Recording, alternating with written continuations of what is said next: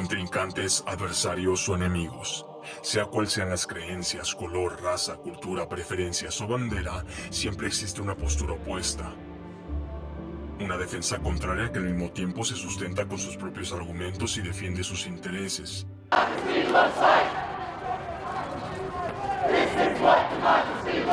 Individuos, grupos, equipos, organizaciones o naciones enteras, estas divisiones y subdivisiones están dispuestas al debate, al enfrentamiento y en casos más extremos a la guerra.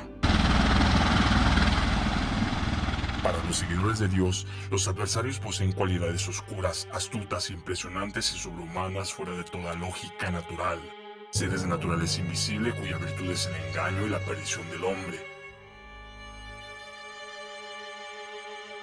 Sin embargo, y pese a esto, hombres convertidos en santos que con su fe y entrega a Dios pudieron soportar las tentaciones y ataques de aquellos que acechan en la sombra. Estos son santos que tuvieron ataque espiritual desde el mismísimo infierno.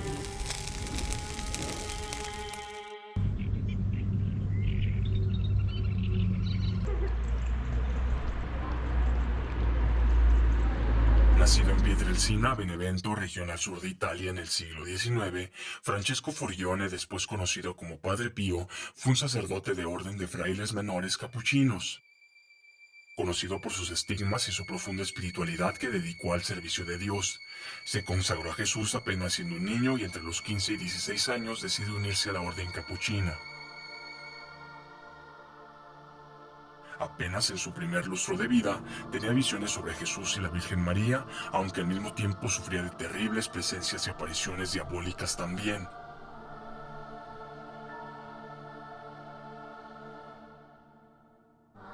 En 1903, después de la comunión, experimentó una visión en la que él sostendría una lucha constante contra las fuerzas oscuras encabezadas por Satanás. Esta visión quedó plasmada en un manuscrito realizado por el Santo Padre y es titulado Primera Llamada.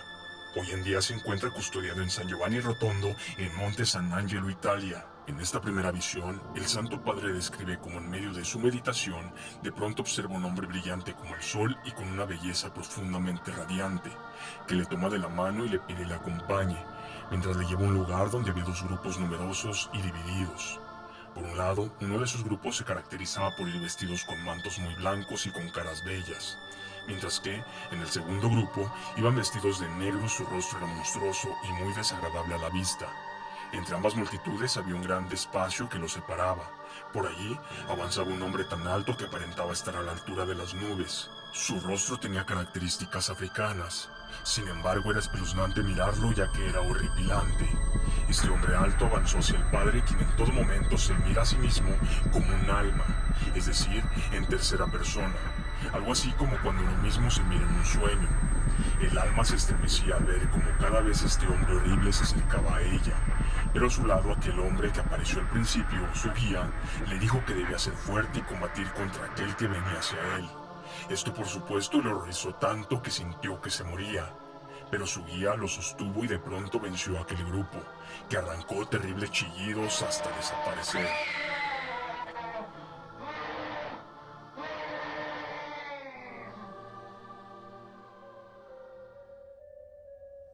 Por cuestiones de salud, tuvo que abandonar el convento ubicado en Serracapriola para dirigirse a Pietrelcina, a lo que fue su casa natal en la Torreta, 2 horas en Vicostorto Valle. Aquí durante aproximadamente 5 a 6 años que correspondieron entre 1910 y 11 a 1916, vivió un verdadero calvario de tormentos y terribles torturas demoníacas. En los 2 primeros años que comprenden este tiempo, sufrió de todo tipo de agresiones físicas que alcanzaban la brutalidad con diferentes objetos contundentes de entidades que se mostraban en sus formas más horripilantes. Todo este calvario fue redactado por el Santo Padre en una constante comunicación por medio de cartas que sostenía con sus guías espirituales el Padre Agustino Daniele y el Padre Benedetto Nardella. Para la segunda mitad de 1912, el maligno, tras no conseguir su objetivo por medio de la tortura física, hace uso de una nueva estrategia que le impide al Santo Padre escribir a sus guías espirituales. Cada vez que el Santo Padre se disponía a hacerlo, un dolor agudo en la cabeza y en el brazo le incapacitaban e impedían realizarlo. 。 . 。 . 。 . 。. . 。 . . . . . . . . . . . . . . . 。 . . . . . . 。 . . 。 . . 。 . . . . 。 . 。 . 。 . 。 . 。 . . 。 . 」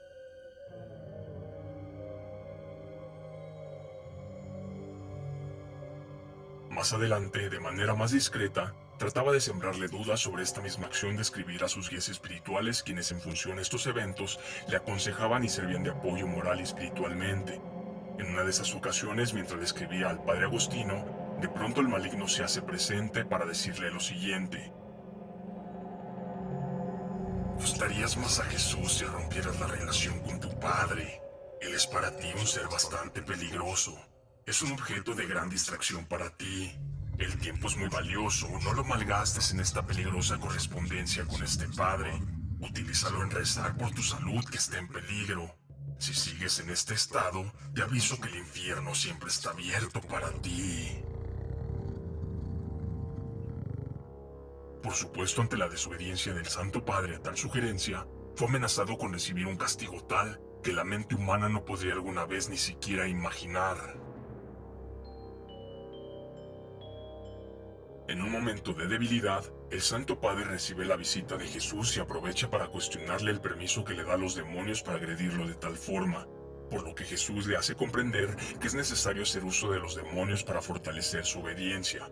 Pero con la todavía notable incomodidad del Santo Padre Pío ante estos episodios, Jesús sin molestarse le cuestiona si lo que quiere es que ya no le permita a los demonios atacarle de aquellas formas, agregando textualmente lo siguiente: ¿lo quieres? ¿Me has dicho, hijo mío? Pruébalo, te doy permiso. No recibirás más violencia de los demonios. Ante esta respuesta, contento con el permiso obtenido, se dispone a escribir. Sin embargo, y curiosamente, le cuesta trabajo hacerlo, ya que las ideas no fluyen y se esfuman, así como su mente se queda completamente en blanco. Tras varios intentos fallidos, cae en cuenta del error cometido. El demonio astutamente había aparecido en forma de Jesús, haciéndolo caer en su trampa.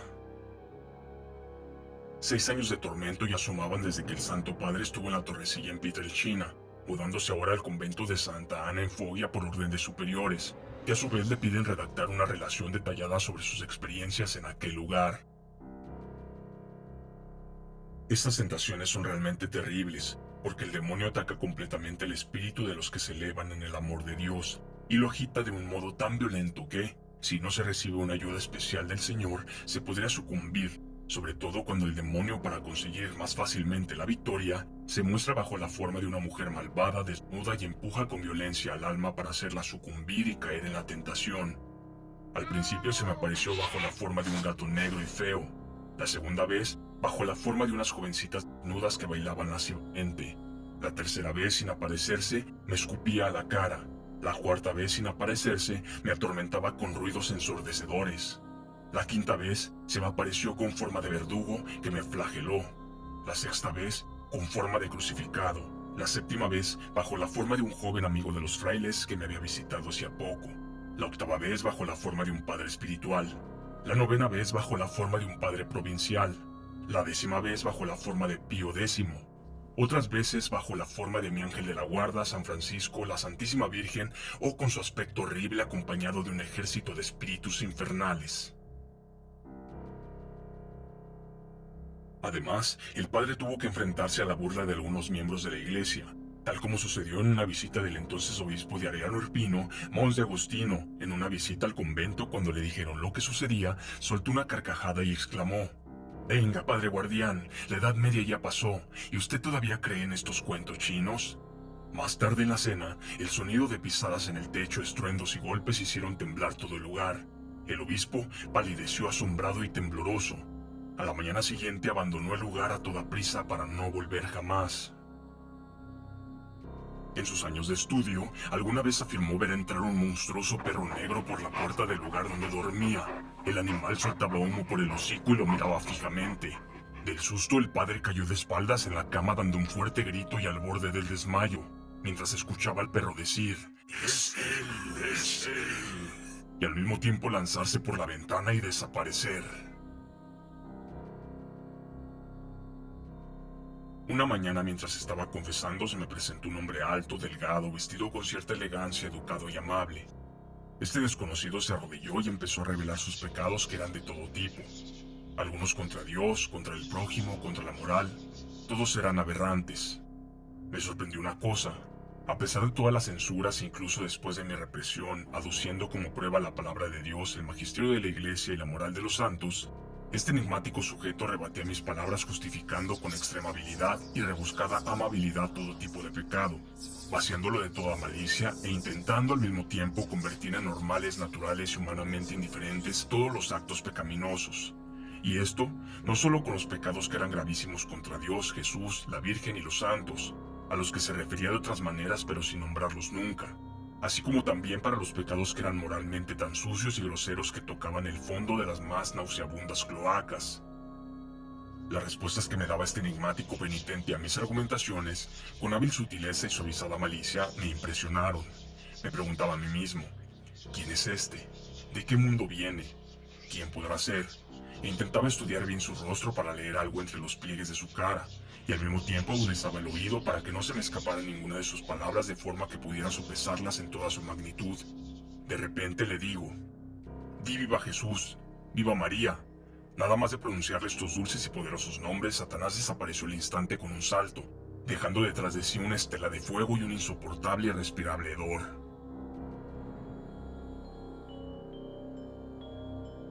En otra ocasión, mientras el Santo Padre se encontraba confesando, entró un hombre de unos 40 años, con ojos oscuros, canoso, vestió una chaqueta negra, pantalones rayados y pasando delante de todos sin esperar su turno.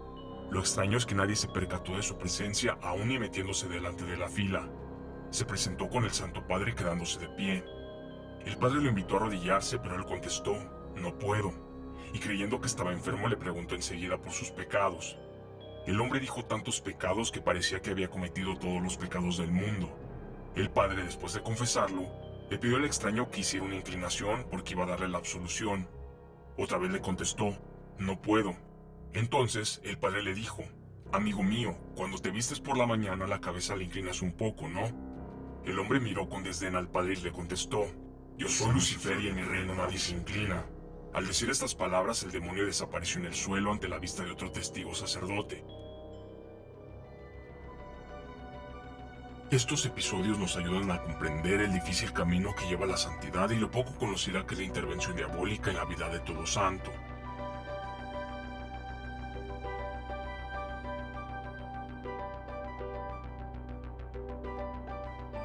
Lo que queda bastante claro es que Satanás y sus secuaces no son capaces de ignorar a aquellos que son más cercanos a Dios y que decidieron renunciar a toda banalidad y placer mundano con el fin de alcanzar la promesa divina posterior a la muerte y que el demonio claramente quiere impedir a toda costa.